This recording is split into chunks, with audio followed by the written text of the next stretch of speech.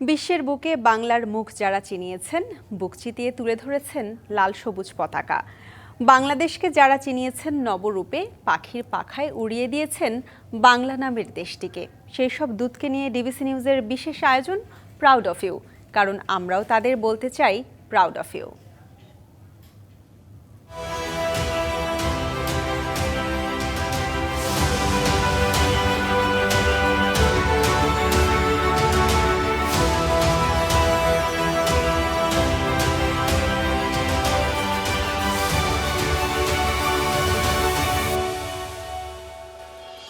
আমি মনে করি একটা মানুষ তার স্বপ্নের চাইতেও বড় হতে পারে, কিন্তু সেজন্য প্রয়োজন তার নিজের প্রতি তার বিনিয়োগ। আর সেই বিনিয়োগটার মধ্যে সবচেয়ে অন্যতম ইনভেস্টমেন্ট হতে হবে তার স্কিল ডেভেলপমেন্টের পিছনে।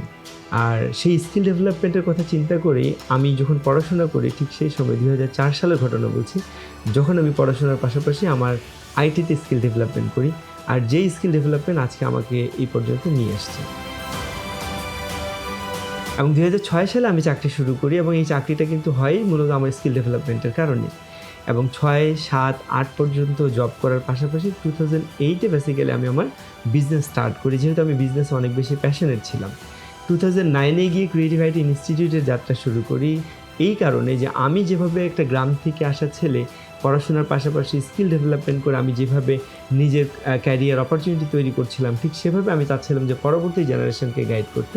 এবং এর ধারাবাহিকতায় আজকে প্রায় 17 বছর ক্রিয়েটিভ আইটি ইনস্টিটিউট থেকে প্রায় 1 লক্ষ ছেলে মেয়ে যারা স্কিল ডেভেলপমেন্ট করে বের হয়েছে এবং যারা দেশে এবং দেশের বাইরে সুনামের সাথে কাজ করছে, যেটা আমাদের জন্য এবং আমার জন্য অনেক বড় অর্জন, যেটা নিয়ে আমি অনেক বেশি গর্ববোধ করি।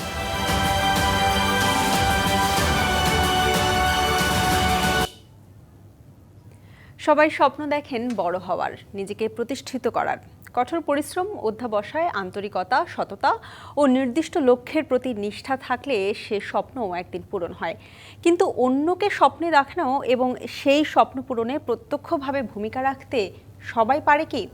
সেই কাজটা পেরেছেন একজন স্বপ্নবাজ উদ্যোক্তা। তার কাজের প্রতি নিষ্ঠা আর সততা তাকে আজ নিয়ে গেছে সাফল্যের শিখরে। তিনি হলেন ক্রিয়েটিভ আইটি ইনস্টিটিউট এর প্রতিষ্ঠাতা ও চেয়ারম্যান মোহাম্মদ মনির হোসেন। এবং আমাদের স্টুডিওতে আজ উপস্থিত আছেন মনির হোসেন। আপনাকে স্বাগত আমাদের স্টুডিওতে। শুরুতেই আমি আপনার কাছে জানতে চাই যে দেশে বিদেশে অনেক পুরস্কার অর্জন করেছে আপনার ক্রিয়েটিভ আইটি ইনস্টিটিউট এবং প্রায় 1 লক্ষ মানুষকে দক্ষ হিসেবে তৈরি করেছে। এই ক্রিয়েটিভ আইটি ইনস্টিটিউটের যাত্রাটা একটু জানতে চাই আপনার কাছে। ধন্যবাদ আপনাকে। আসলে ক্রিয়েটিভ আইটি ইনস্টিটিউটের যাত্রা যদি বলি, আসলে এর পিছনে অনেকগুলো বিষয়, নির্দিষ্ট কোনো একটা বিষয় না। প্রথমত হচ্ছে আমি বিজনেসে একটু প্যাশনেট ছিলাম, যে বিজনেস আমার কাছে পছন্দনীয় একটা বিষয়। সেকেন্ড যে বিষয়টা ছিল সেটা হচ্ছে ভালো কাজ করা, যে কিভাবে কাজ করলে যে এমন একটা ইনিশিয়েটিভ নেওয়া যেটা দিয়ে মানুষের উপকার করা যায়। অ্যান্ড থার্ড বিষয় ছিল আমি যেটা বলছিলাম যে আমি গ্রাম থেকে আসা একটা ছেলে, আমি কি ধরনের চ্যালেঞ্জ ফেস করেছি আমার নিজেকে এস্টাবলিশ করতে। তো সেই চ্যালেঞ্জটা কীভাবে নেক্সট জেনারেশনের জায়গাতে আমি নিজেকে ইনভলভ করে তাদেরকে কোঅপারেট করতে পারি, এই 3টা বিষয়কে মাথায় রেখে বেসিক্যালি আমার বিজনেসের স্টার্ট। অ্যান্ড 2009-এ বেসিক্যালি আমি ক্রিয়েটিভ আইটি ইনস্টিটিউটের যাত্রা শুরু করি। কারণ হচ্ছে আমি মনে করছি যে আমি যে চ্যালেঞ্জগুলো ফেস করে বা ওভারকাম করে একটা পর্যায়ে গিয়ে আমি অনেকগুলো অবস্টাকলের অল্টারনেটিভে এসে আমি আমার ক্যারিয়ার স্টার্ট করেছি বা আমি একটা অপরচুনিটি তৈরি করেছি, পরবর্তী জেনারেশনকে যাতে এই ইনস্টিটিউশনের মাধ্যমে আসলে আমি ওই গাইডটা করতে পারি। অ্যান্ড আলহামদুলিল্লাহ যে আমরা ওই কাজটা করতে পেরেছি। একটা বিষয় আমরা আসলে সচরাচর দেখতে পাই যে পড়াশোনা শেষ করে বা গ্র্যাজুয়েশন কমপ্লিট করার পরে সবাই আসলে একটা চাকরি খোঁজে। তো আপনার কাছে কেন মনে হলো যে চাকরি না, আমি নিজেকে একজন উদ্যোক্তা হিসেবে তৈরি করব? সেটা হচ্ছে যে উদ্যোক্তা যে কথাটা বললাম, যে উদ্যোক্তা এমন একটা বিষয় যেটা দিয়ে আসলে নিজের মতো করে একটা মানুষের জন্য কাজ করা যায়। ধরেন আমি যখন একটা চাকরি করছি, আমার নির্দিষ্ট একটা স্কিলে আমি কাজ করছি, আমার নির্দিষ্ট একটা বাউন্ডারির মধ্যে আমি কিন্তু কাজ করতে পারছি, ওর বাইরে আমি চাইলেই কিন্তু কোনো কিছু করতে পারি না। যেমন এক্সাম্পল হিসেবে আমি সবসময় অনেককে বলি যে হয়তো বা আমি একটা গার্মেন্টসের মালিক না, যেখানে একটা গার্মেন্টস হলে হয়তো আমি 50,000 1 লক্ষ মানুষের কর্মসংস্থান করতে পারতাম, কিন্তু আমি তার চেয়ে তো বেশি নিজেকে প্রাউড ফিল করি বিকজ অফ আমি একটা মানুষকে স্কিলফুল করতে পারছি, তাকে এমনভাবে তৈরি করতে পারছে সে যাতে আরও 100 মানুষের 1 লক্ষ মানুষের সে কর্মসংস্থানটা করতে পারে। আর সেটা করতে গেলে কিন্তু একটা মানুষকে প্রপার গাইড দরকার, তার স্কিল ডেভেলপমেন্ট দরকার। সো সেই জায়গা থেকে আসলে আমার কাছে মনে হচ্ছে যে চাকরির চাইতেও অনেক বেশি অপরচুনিটিস আছে যেখানে আমি যদি একজন উদ্যোক্তা হিসেবে কাজ করি। আর উদ্যোক্তাটা আমার কাছে সবসময় একটা সহজ কাজ। অনেকেই মনে করে যে একজন উদ্যোক্তা হলে বা একজন উদ্যোক্তা হলে আমার অনেক বেশি টাকার প্রয়োজন এবং পাশাপাশি অনেকগুলো বিষয় দরকার। আমার কাছে একজন উদ্যোক্তা হিসেবে আমার কাছে দুইটা বিষয় মনে হয়েছে যে এই দুইটা বিষয় একটা মানুষের মধ্যে থাকলেই ইনাফ। তার মধ্যে একটা হচ্ছে সে ভালো কাজ করবে, আর দ্বিতীয় হচ্ছে মানুষের সাথে ভালো সম্পর্ক তৈরি করবে। এই দুইটা কাজ করতে পারলে কিন্তু যে কোনো উদ্যোক্তা তার জায়গায় সফল হয়। এই কনফিডেন্সটা আমার ছিল এবং এই জন্যই আসলে এই ধরনের একটা অ্যাক্টিভিটির সাথে নিজেকে ইনভলভ করা। আমি যতদূর জানি যে ক্রিয়েটিভ আইটি কিন্তু এখন পর্যন্ত দেশে এবং দেশের বাইরে অনেকগুলো পুরস্কার অর্জন করেছে। এই পুরস্কারগুলো বা এই অ্যাওয়ার্ডগুলো আসলে আমাদের দেশের তরুণদের কিভাবে প্রভাবিত করবে? অবশ্যই একটা রিকগনিশন যে কাউকে কিন্তু অনেক বেশি ইন্সপায়ার করে, যেমনটা আমাকে করেছে। আমি দেশে এবং দেশের বাইরে অনেক ধরনের রিকগনিশন পেয়েছি, যেগুলো প্রত্যেকটা রিকগনিশন কিন্তু আমাকে আরও বেশি কনফিডেন্ট করেছে যে আমার আরও ভালো কাজ করতে হবে, আমার দায়িত্ব বেড়ে গেছে। ঠিক সিমিলারভাবে আমরা যখন লাস্ট ইয়ার 2024-এ আমরা যখন দিল্লি আইআইটি থেকে সাউথ এশিয়ার বেস্ট ইনস্টিটিউশন অ্যাওয়ার্ডটা পেলাম, এটা কিন্তু এক্সট্রিমলি আমাকে না, শুধু আমার সমস্ত এমপ্লয়িকে, আপনারা জানেন যে ক্রিয়েটিভ বিজনেস গ্রুপে প্রায় এখন 650 এমপ্লয়ি কাজ করছে, সবাইকে কিন্তু ইন্সপায়ার করেছে আরও বেশি কাজ করার জন্য। কারণ এটা কিন্তু একটা লায়াবিলিটিস, যখন আমি একটা এরকম রিকগনিশন পাচ্ছি যে আমার দায়িত্বটা আরও বেড়ে গেল। ঠিক সিমিলারভাবে আমার কাছে মনে হয় যে যারা নতুন উদ্যোক্তা হতে যাচ্ছে বা যারা চাচ্ছে, স্বাভাবিকভাবে আমি যখন একটা ভালো কাজ করে কিন্তু আমি আজকে এই রিকগনিশনটা পেয়েছি, তার মানে অন্য উদ্যোক্তারাও কিন্তু ওই বিষয়টাই ফলো করবে যে না, আমারও উচিত ভালো কাজ করা, এমন কিছু কাজ করা যেই কন্ট্রিবিউশনটা শুধু আমাকে বড় করবে, বিষয়টা এরকম না, যাতে একটা সোসাইটিকে, একটা কান্ট্রি ডেভেলপমেন্টে হেল্প করে। সো আমি আশা করি অবশ্যই আমার এই রিকগনিশন সবাইকে অনেক বেশি ইন্সপায়ার করবে। মনির হোসেন, একটা বিষয় আসলে ইদানিং খুব বেশি দেখা যায় যে আমরা শুনতে পাই যে দেশে বেকারত্বের সংখ্যা বাড়ছে, বা যারা পড়াশোনা করে বের হচ্ছেন তারা চাকরি পাচ্ছেন না। আবার যারা চাকরিদাতা তারা বলছেন যে তারা দক্ষ এবং যোগ্য লোকের অভাবে ভুগছেন। তো এখানে আসলে গ্যাপটা কোথায়? আমি যদি বলি যে এই একটা কনসেপ্ট নিয়েই বেসিক্যালি আমি যখন বললাম যে নেক্সট জেনারেশনকে গাইড করতে হবে, তো 2008-এ যদি আমার মনে থাকে, তাহলে সেই জায়গাটাতে আমরা সবচেয়ে বেশি গ্যাপটা, আমি যখন পড়াশোনা করছি পাশাপাশি আমি যখন ইন্ডাস্ট্রিতে আসছি, আমি কিন্তু একটা গ্যাপ দেখতে পেয়েছি। তো সেই গ্যাপটা কিন্তু এখন পর্যন্ত যে আমরা ওভারকাম করতে পেরেছি তা না, এই গ্যাপটার কারণেই কিন্তু ইন্ডাস্ট্রি বলছে আমি কোয়ালিটি রিসোর্স পাচ্ছি না।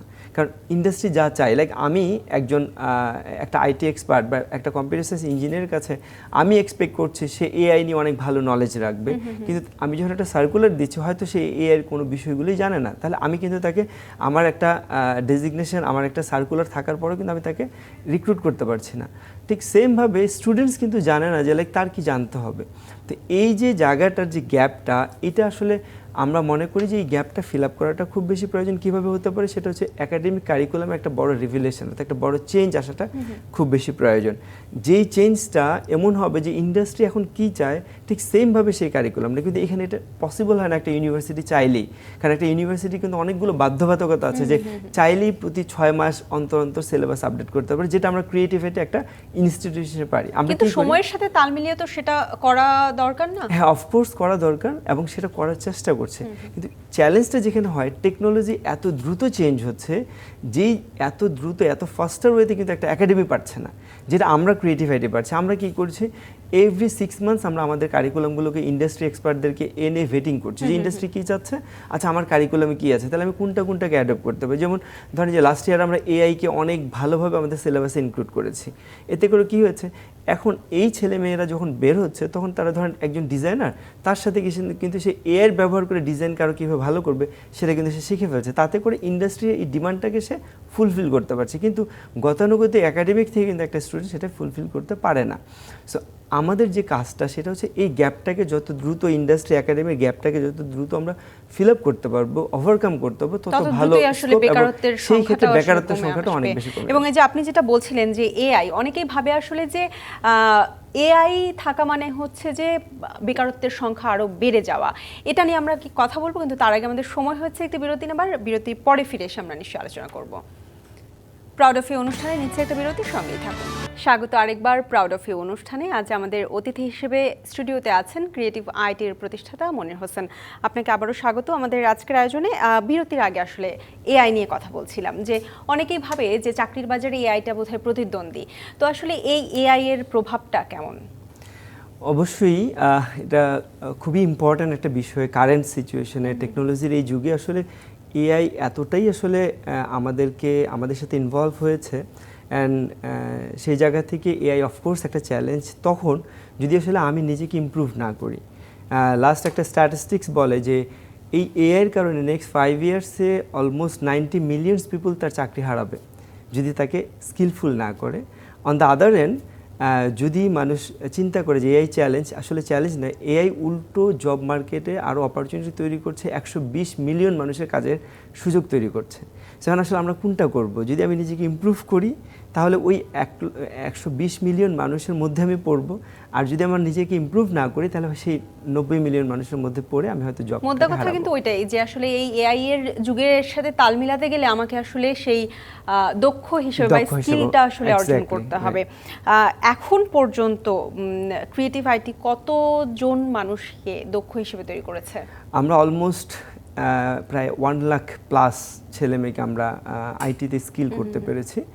অ্যান্ড ওখানে মোর দেন 60% যারা আসলে শুরুর দিকে অ্যাজ এ ফ্রিল্যান্সার, যেহেতু আমরা বলি যে লাইক একটা স্টুডেন্টস ইউনিভার্সিটি থাকা অবস্থায় আমাদের সাথে কানেক্টেড হয় এবং তার স্কিল ডেভেলপমেন্ট করে।